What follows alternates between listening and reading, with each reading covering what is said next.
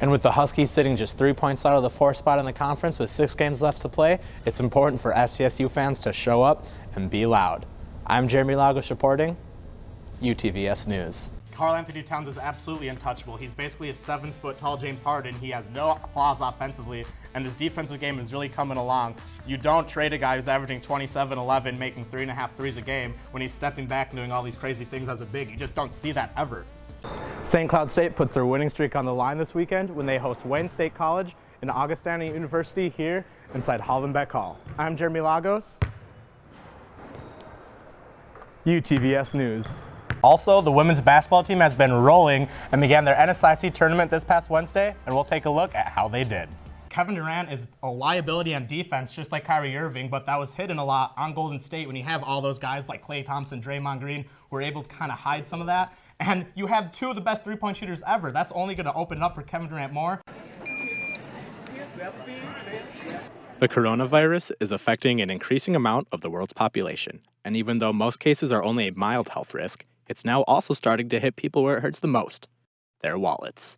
So in the last week, the U.S. market is down roughly 9%, and almost every single global stock market is down. It's fears of the spread, it's the decrease in production that this is happening. We have a global supply chain that is being disrupted, and firms are expecting to lose quite a bit of money, and that's taking its toll on the stock market. Values are based on expected future profits, and if businesses are expected to see a decrease in profits, stock prices are going to be affected. And even though global travel and tourism are being hit the most, that impact is going to trickle into the rest of the economy. Some of the industries that have been hardest hit are clearly travel and tourism, but also original minerals, which are coming from China. That's going to affect electronics, it's going to affect automobiles, and it's going to ripple throughout the economy. So even though it's going to hit a couple sectors fairly hard, you can see it really hitting every single sector of the economy. However, not all news is bad news. Pockets may be affected in the short term. The market is, however, expected to eventually make a full recovery. The volatility index is up, and that is a sign that people who know about the market are expecting it to go down. They're hoping to sell stocks. So people see this as continuing on into the future. How long? Nobody knows. But certainly in the short term, no one is expecting this to come back immediately. In the long term, there's nothing wrong with the fundamentals of the economy. This is a temporary thing, and unless this is some zombie apocalypse or something, we're going to recover and things will go back. So even though the stock market has been steadily declining over the past week, it is expected to make a full recovery as soon as the coronavirus has been taken care of.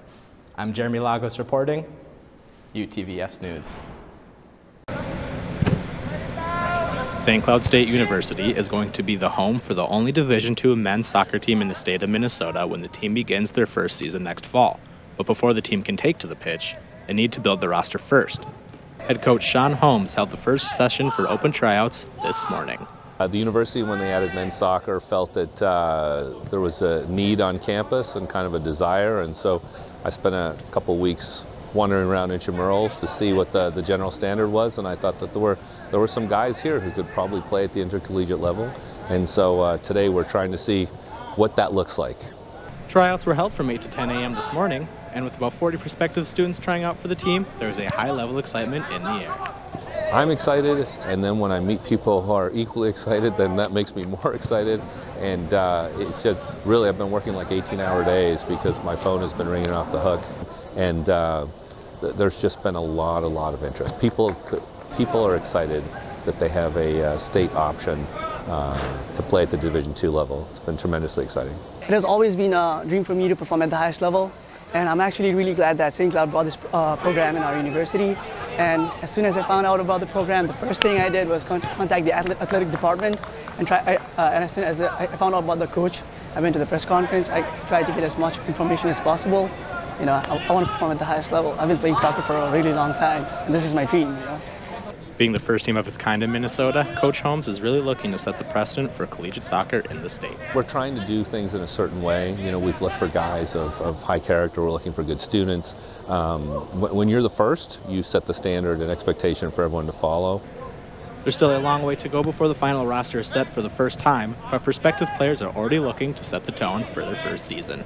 I'm expecting that we build a good team to be able to compete in a D2. So yeah, it's really hard. Like, I believe the team can like become a really good team in this league, in this conference. So I'm hoping that we build a good team and I'll be part of it. That's what I'm hoping for. Coach Holmes says he expects another tryout to be held after spring break, and there's still a long way to go, but the team is finally starting to take shape.